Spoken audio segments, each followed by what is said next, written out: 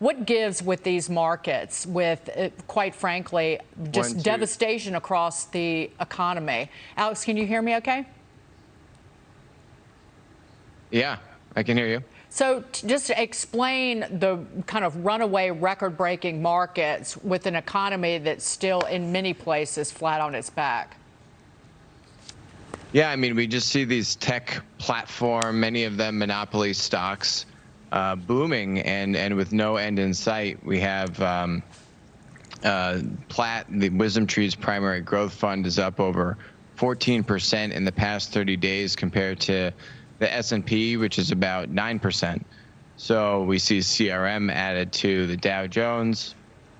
These tech monopolies are able to just continue to reinvest in growth, and they're not slowing down.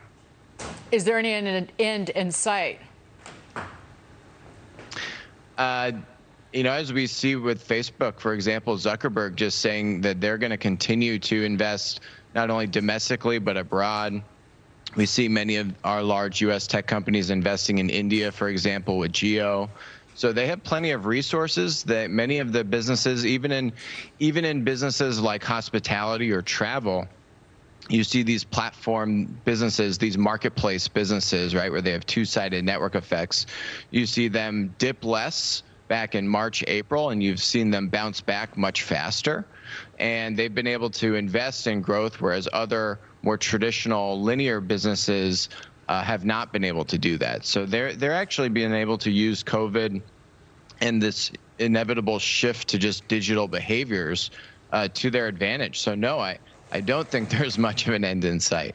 Well, you're talking about the business versus the stock prices, and is there any concern for you about just pure gambling and speculation in a name like Tesla or even Apple?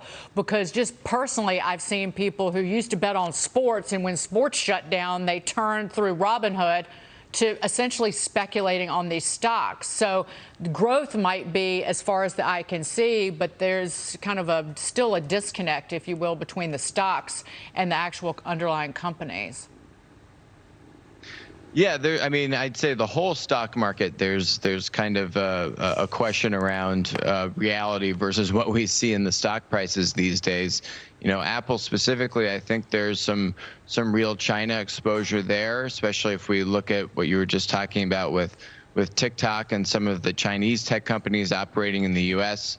So that would be my concern on Apple, frankly. And Tesla, I guess, to a certain degree as well, also has a similar type of exposure. Let's talk about China and TikTok. A deal to sell that app's U.S. division reportedly now stalled over new Chinese restrictions on exporting artificial intelligence, or AI.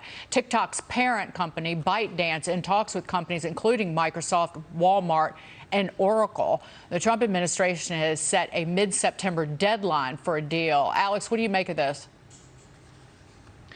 This deal scares me, and I think the ban is appropriate, as we've seen with the Committee on Foreign Investment in the U.S. striking down the sale of Grindr, which is like Tinder for the LGBT community. They struck that down over similar concerns around privacy. The ban is appropriate. What scares me is, frankly, potential sabotage, not necessarily by ByteDance, but by the CCP. We know the CCP likes to control their image internationally, and they don't want to be seen as being strong-handed by the U.S. to sell their prized asset in TikTok. So, you know, you have 14 million lines of source code here.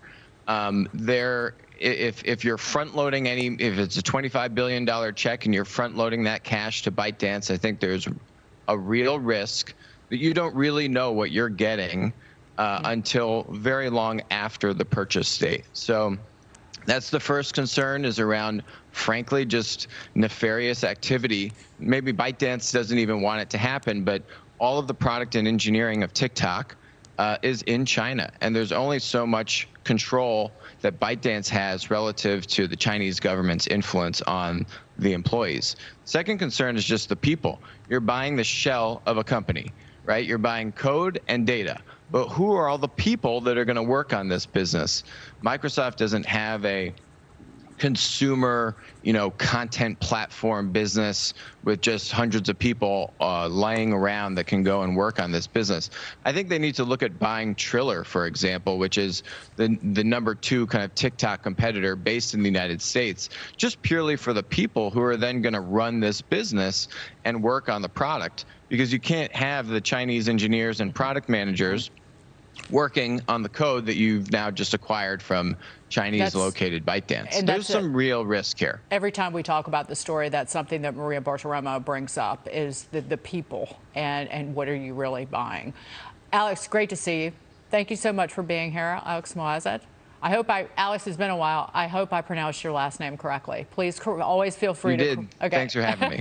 Please feel free to correct me if I foul up. Alex, great to see you.